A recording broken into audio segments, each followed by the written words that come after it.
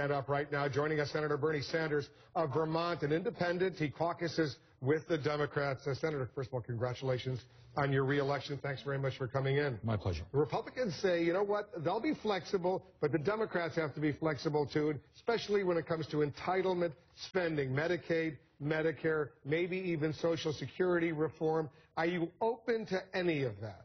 First of all, when the Republicans talk about being flexible, we have not heard one definitive word as to what they mean. Second of all, our Republican friends have got to understand that this issue of the fiscal cliff was debated during the election, and you know what? Mitt Romney lost. Obama won.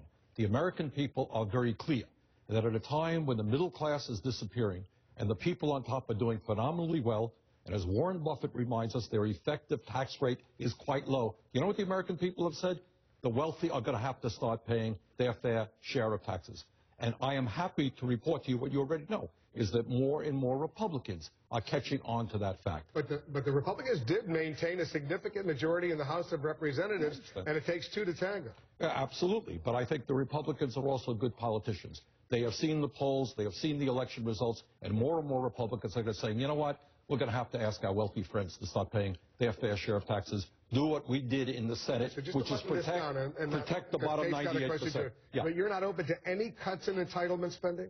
Well, first of all, Social Security, as I think most Americans know, has nothing to do with deficit reduction. What about Medicare and Medicaid? What you can do with Medicare and Medicaid is you can eliminate a lot of the waste in those programs. For example, right now, under the Medicare Part D prescription drug program, we can't negotiate prescription drug prices with the pharmaceutical industry. We could save significant sums of money doing that. There are other ways that you can save money in Medicare and Medicaid. But will I vote in the middle of this terrible recession, benefits for the elderly or low-income people? I personally will not. Well, and Republicans, they're telling me that they are offering a concession. They're talking revenue. John Boehner came out right after the election and said that he's putting revenue on the table. And what Republicans say they're waiting for, Republicans say what they're waiting for is for Democrats to talk about what entitlements they're ready to move on. What does the word revenue mean? Capping deductions for rich people. How about that? Yeah. Well, how much money are they going to get? We're talking right now. Let's be clear. Start. You got to start someplace. Just because you say revenue doesn't mean much. How much are we talking about? That's not specific. So on the issue of entitlements, though, you know, it's going by entitlements, you mean Medicare, I don't like the word. Let's say Medicare and Medicaid. Yes. Okay. By talking Medicare and Medicaid, at some point it's going to come down to we're either going over the fiscal cliff or we're going to have to make a deal. Are you willing to go over the fiscal cliff in order to not have changes to Medicare and Medicaid? I think the American people are very clear. Every single poll that I have seen says do not cut Social Security, do not cut Medicare, do not cut Medicaid, do away with corporate loopholes, ask the wealthy to start paying their fair share of taxes, take a hard look at excessive military spending. And by the way, let's not forget, we have already in the last 2 years cut approximately $1.5 trillion in programs. This is not a fiscal debate. This is a political debate. CEOs from Wall Street, big money interests, are there to protect their interests. They could care less about working class people. Some of us are going to defend the middle class. Well, you know, if nothing is done by Congress between now and the end of December, everyone's taxes, the middle class families in Vermont, everyone's taxes are going to go up. And that's why we've got to do something, and that's why the Republicans have got to do exactly what we did in the Senate, which is to say we're going to protect the bottom 98% of the American people. No tax increases at all. We're going to continue the Bush tax breaks, but the wealthiest 2% are, in fact, going to have to help us deal with the deficit. As always, Senator, you make your case very passionately, but I do want to play you some sound from the White House senior advisor, David Plouffe, in talking about how to resolve the fiscal cliff crisis. Listen to this. We also need to engage in entitlement reform. You know, Medicare, Medicaid carefully. These are chief drivers of our deficit. We made a lot of progress with Obamacare. There's a lot more to do.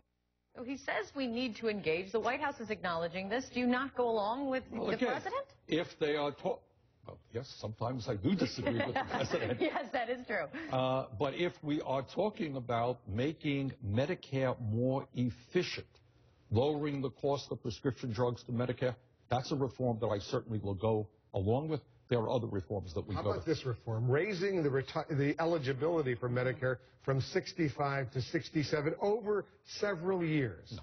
Why not? Why not? Because there are working people out there who have worked 30, 40, 50 years. They're in construction. They're waiters. They're waitresses.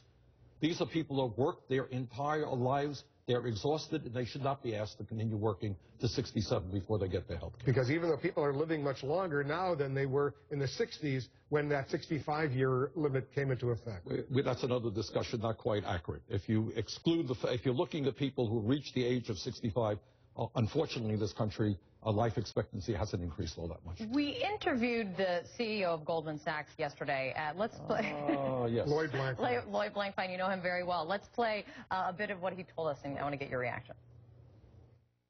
I think if people as soon as people leave their ideological perch and realize that we have to have a reasonable compromise, I think the better it is for everybody. And by a reasonable compromise, what he means is cutting Social Security, Medicare, and Medicaid. And I want to tell you something. He also said raising taxes on taxes. rich people. I know. All right. But here you got a guy from Wall Street who's making $10, $20 million a year, worth a whole lot of money, who, along with his other CEO friends, helped plunge this into the worst recession since the 1930s.